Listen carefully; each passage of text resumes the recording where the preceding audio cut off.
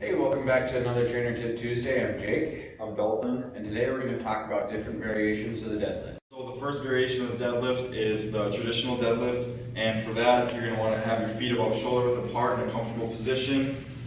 Have your hands gripped outside the bar wherever you feel comfortable, and the starting position is going to be with the bar over your feet as close to your shins as possible.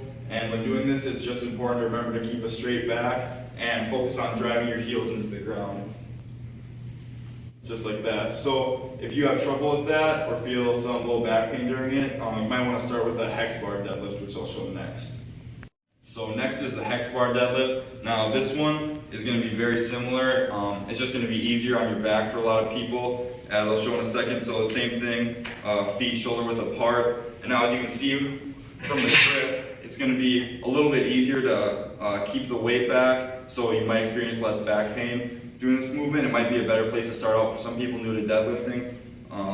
But it's just the same movement. You're going to keep your back straight, chest up, and go down, and then drive your heels into the ground.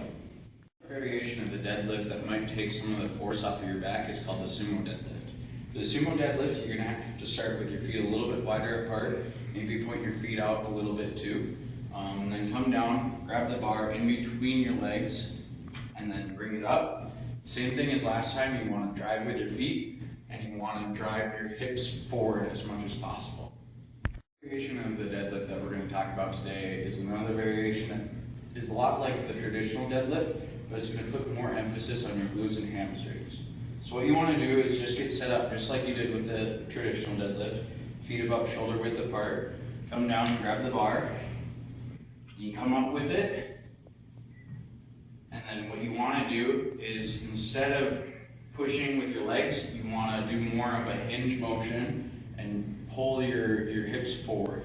Just really squeezing those glutes and using those hamstrings.